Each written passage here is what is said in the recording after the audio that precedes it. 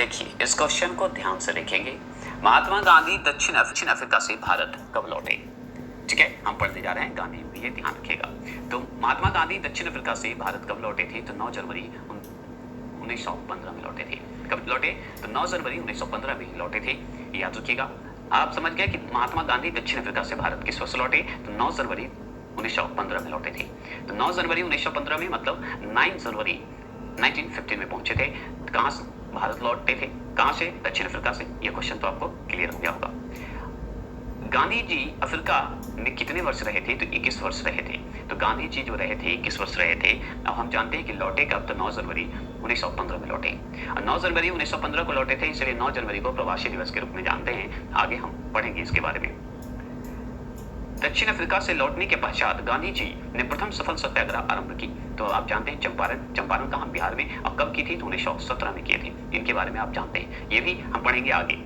ठीक है, और भी डिटेल कि 17 में हुआ, क्यों, किस कारण हुआ, ये सभी, क्योंकि गांधी जी के बारे में ही पढ़ रहे हैं, है ना।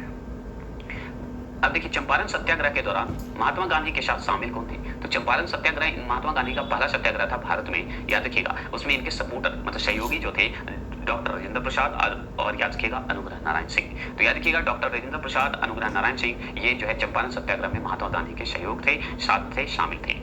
महात्मा गांधी को सर्वप्रथम राष्ट्रपिता किसने कहा? तो सुभाष चंद्र बोस कहे थे।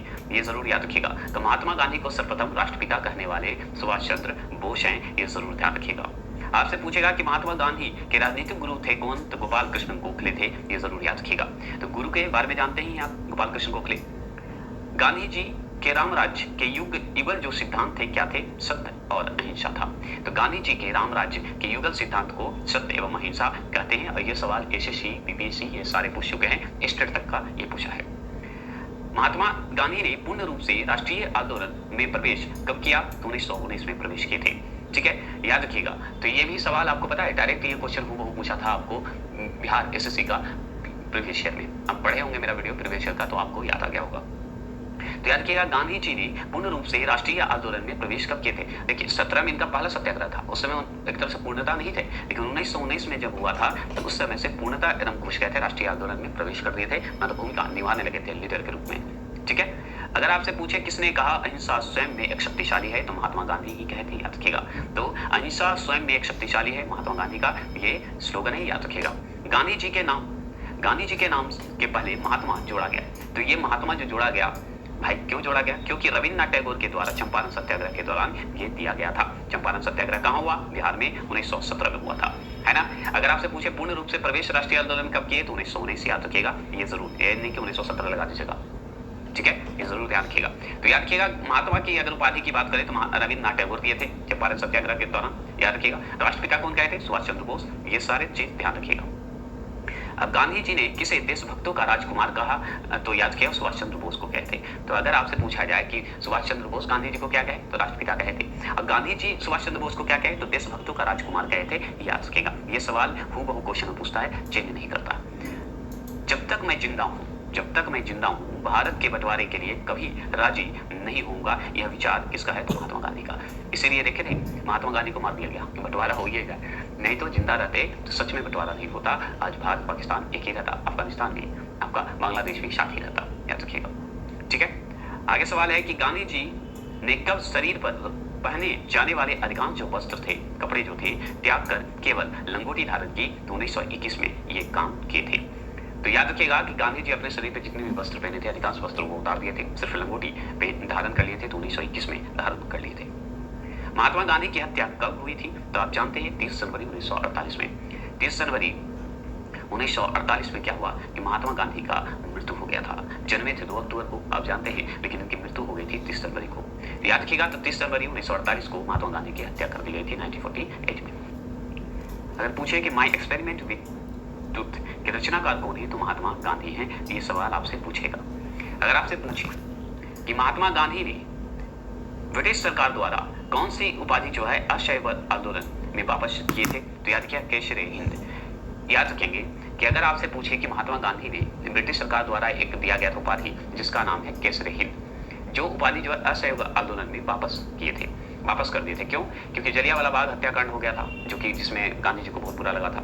इसके कारण उस समय जब असहयोग आंदोलन चालू किए थे, उसी समय ये केसरी हिंद को वापस कर दिए थे, मतलब उपाधि को नहीं लिए थे। महात्मा गांधी ने भारत में अपना पहला जन भाषण जो है कहाँ दिया था? तो वाराणसी में दिए थे।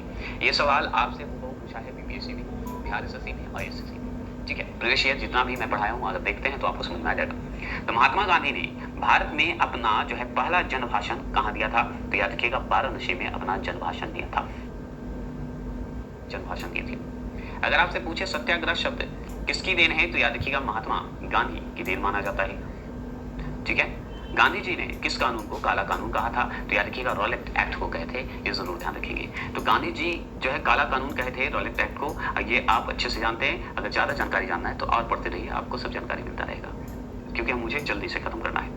दक्षिण अफ्रीका में महात्मा गांधी द्वारा प्रकाशित पत्रिका का नाम क्या है? तो इंडियन ओपिनियन है, जो कि ये बाहर किए थे। कहाँ किए थे? दक्षिण अफ्रीका में। ये सवाल डायरेक्ट पूछेगा कि इंडियन ओपिनियन जो इनका पत्रिका था वो कहाँ हुआ था प्रकाशित? तो याद किया दक्षिण अफ्रीका में। सबसे पहले याद रखेंगे, महात्मा गांधी द्वारा किया गया था। कहाँ? दक्षिण अफ्रीका में। क्या किया गया था? इंडियन ओपिनियन पत्रिका किया गया था। आपसे और सवाल क्या पूछेगा? भारतीय स्वतंत्रता संग्राम जो है के दौरान जो है किसने फ्री इंडियन लीजन नामक सेना बनाई? तो याद किया, सुभाष चंद्र बोस बनाए थे। तो भारतीय स्वतंत्रता जो संघर्ष था या संग्राम भी कर सकते हैं, कोई दिक्कत नहीं है, के दौरान जो है किसने फ्री इंडियन लीजन नामक सेना बनाई? तो वो बनाए थे सुभाष चंद्र बोस बनाए थे। ठीक है, फिनिक्स फॉर्म की स्थापना किसने की? तो महात्मा गांधी ने की थी। ये भी सवाल आपसे पूछेगा कि फिनिक्स फॉर्म एक बना था, जिसकी स्थापना जो है महात्मा गांधी किए थे, ये सवाल पूछता है। करो या मरो का मंत्र जो है किसने दिया था? तो महात्मा गांधी दिए थे, ये भी सवाल पूछता है। तो करो या मरो का नारा आप सब जानते हैं, इसलिए ज्यादा इस पर डिटेल नहीं देंगे। अगर बात करते हैं गांधी जी की मृत्यु पर किसने कहा हमारे जीवन से प्रकाश चला गया? तो याद रखिएगा, जवाहरलाल नेहरू कहे थे, याद रखेंगे। और जब गांधी जी की मृत्यु कब हुई थी? तो 30 जनवरी 1948 को हुआ था, मतलब 1948 में इनकी मृत्यु हो गई थी। तो याद रखिएगा, उस समय हमारे जीवन के प्रकाश चले गए का नारा कौन दिए थे? जवाहरलाल नेहरू दिए थे।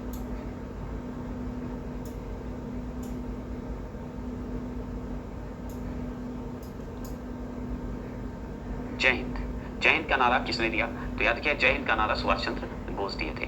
तो याद रखिएगा, हमारे जीवन के प्रकाश चले गए कौन बोले थे? जवाहरलाल नेहरू। और जय हिंद का नारा कौन दिया? तो सुभाष चंद्र बोस दिए। ये जरूर ध्यान रखिएगा।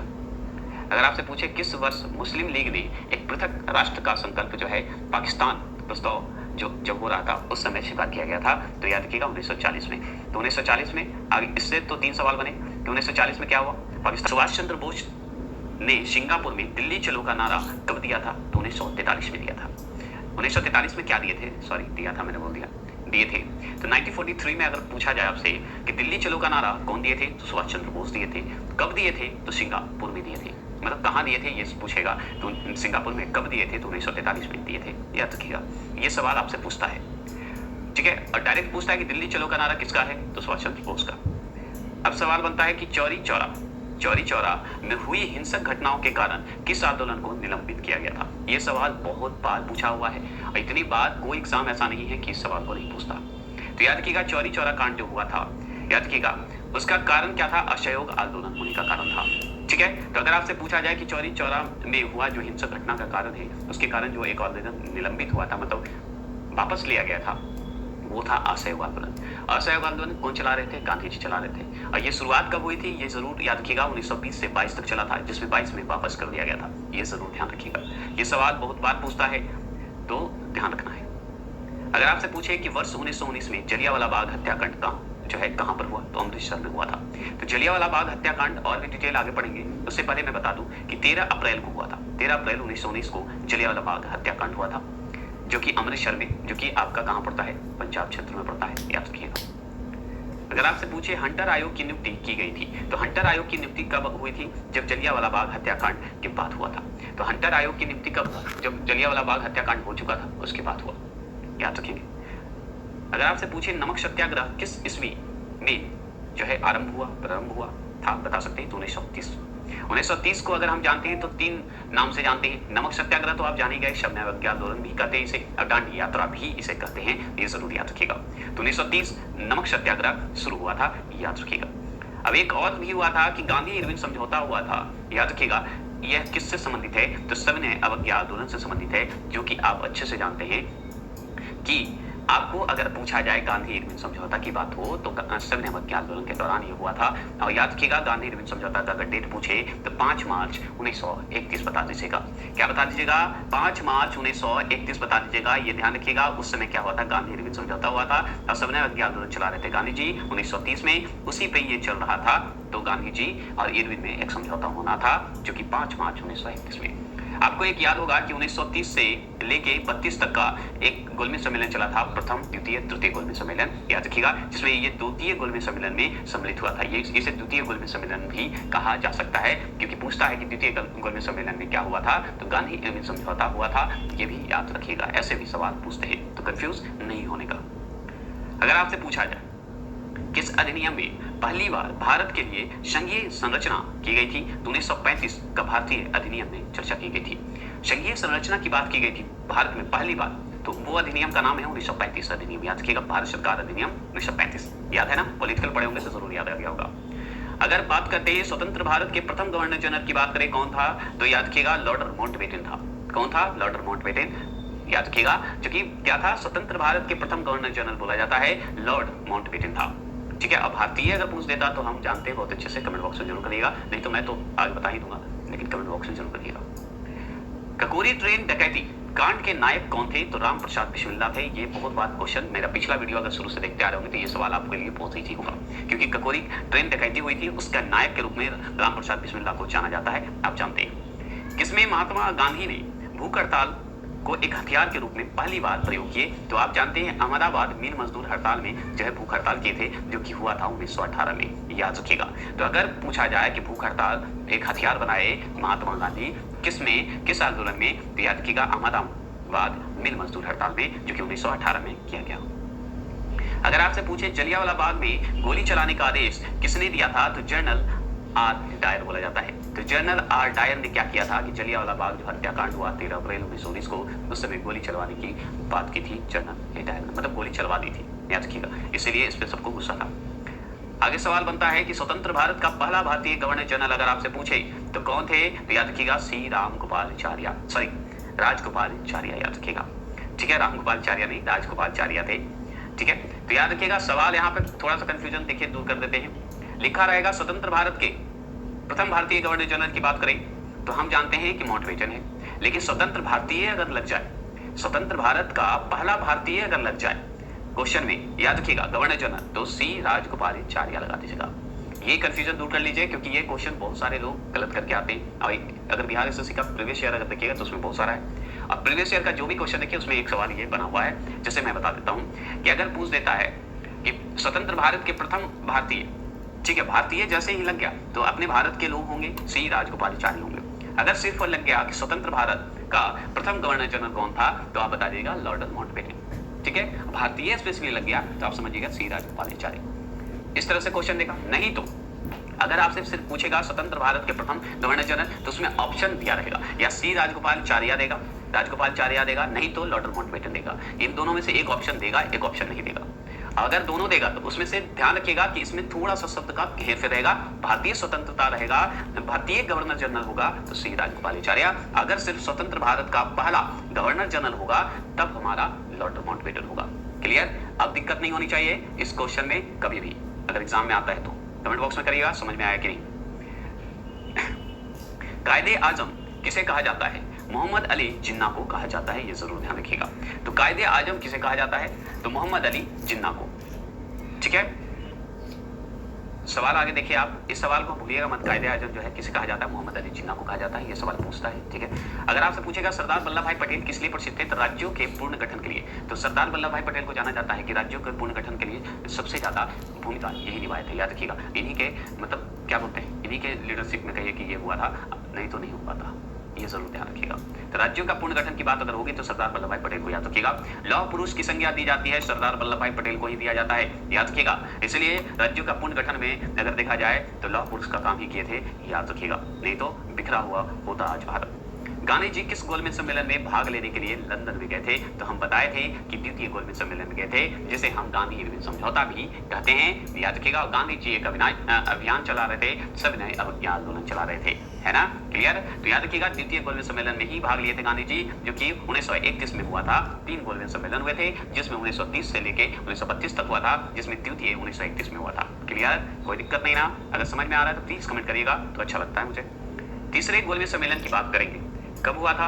तो आप जानते हैं तीसरे गोलमेज सम्मेलन, मैंने बार बार बोला है 1930 से 32, तो 32 में तीसरा गोलमेज सम्मेलन हुआ था, और द्वितीय 1931 में हुआ था, ये जरूर याद रखिएगा।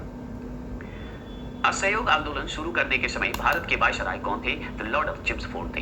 ये सवाल आपको अगर मेरा पिछला वीडियो देखे होंगे तो याद पता होगा, और मैं रिक्वेस्ट करना चाहता हूं आपसे कि मेरा पीछे से पिछला वीडियो जो डाला हुआ है, आप उस वीडियो को देखते हुए आइए, तभी आपको गांधी युग वाला क्वेश्चन ऑनलाइन समझ में बहुत अच्छे से आ जाएगा। फिर गांधी जी से कोई भी क्वेश्चन नहीं छूटेगा, ये मैं वादा कर सकता हूँ। तो आप देख के आइए प्लीज। तो देखिए, असहयोग आंदोलन शुरू करने के समय भारत का वायसराय कौन था? तो लॉर्ड ऑफ चिम्सफोर्ड। ये सवाल पूछता है कि जब असहयोग आंदोलन हो रहा था तो उस समय भारत का गवर्नर जनरल या भारत का वायसराय जो था कौन था? तो वायसराय था लॉर्ड ऑफ चिम्सफोर्ड था। ये जरूर पूछता है, ठीक है। और भी क्या पूछेगा? 20 सितंबर 1932 को यरवदा जेल में गांधी जी ने आमरण अनशन किसके विरुद्ध किए? तो याद रखिएगा, वो विरोध जो है सबसे इंपॉर्टेंट पूछता है, क्योंकि रैमसेस मैकडोनाल्ड के सांप्रदायिक पंचायत के विरुद्ध किए थे, ये जरूर ध्यान रखिएगा। तो आपसे पूछेगा कि 20 सितंबर, ठीक है, 20 सितंबर 1932 को याद रखिएगा क्या हुआ था कि गांधी जी को जेल हुआ था।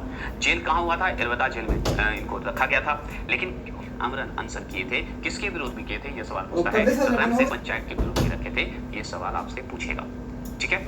अगर आपसे पूछेगा इंडियन डिवाइडेड पुस्तक के लेखक कौन है? तो डॉक्टर राजेंद्र प्रसाद हैं, ये भी सवाल आपसे पूछता है। तो इंडियन डिवाइडेड पुस्तक के लेखक कौन है? डॉक्टर राजेंद्र प्रसाद हैं। अगर आपसे पूछे इंडियन फॉर इंडियंस के लेखक थे कौन? चित्तरंजन दास थे, CR दास थे, ये जरूर ध्यान रखिएगा। तो इंडियन फॉर इंडियंस के जो लेखक हैं चित्तरंजन दास हैं। अगर आपसे पूछे माइकल ओडायर की हत्या जो है किसने की थी? तो याद रखिएगा उधम सिंह किए थे, याद रखेंगे। तो आपसे पूछेगा माइकल ओडायर की हत्या कौन किया था? तो उधम सिंह किए थे, ये सवाल आपसे पूछेगा।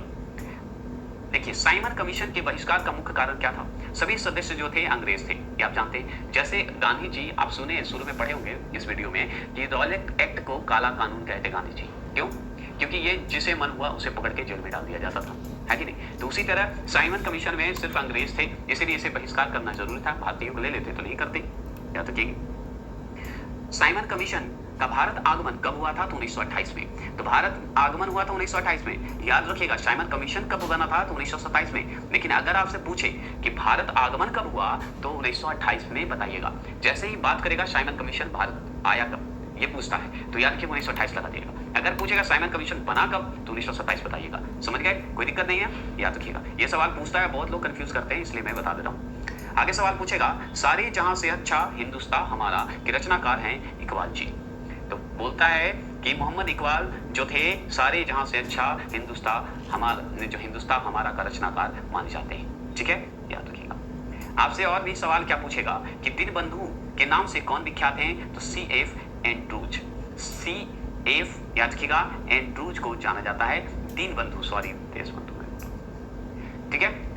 थोड़ा सा देशबंधु जो थे हम जानते हैं, देशबंधु कौन थे रहेगा, जो कि मैंने इस पे डिटेल में बता चुका हूं शुरू में। तो देशबंधु थे चित्तरंजन दास और दीनबंधु थे हमारे CF एंड्रूज, याद रखिएगा।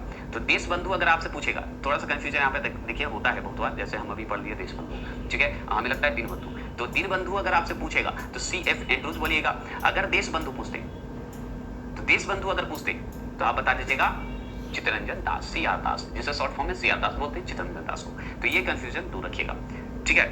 आगे सवाल बोलते हैं कि दांडी यात्रा में, दांडी यात्रा किसे बोलते हैं? नमक कानून को।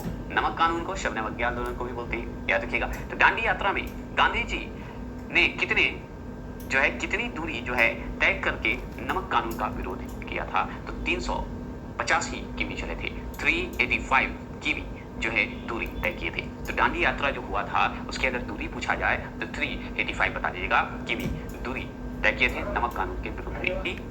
याद रखिएगा, दांडी यात्रा को ही नमक कानून कहिए या शबनम अवज्ञा आंदोलन भी कर सकते हैं। जुड़ा हुआ इसी से था, किससे? शबनम अवज्ञा से। अगर आपसे पूछे स्वराज पार्टी की स्थापना किस वर्ष की गई थी? तो 1923 में की गई थी। ये सवाल आपको बहुत बार कंफ्यूज करता है। तो सुन लीजिए, स्वराज 1923 कर देंगे। अभी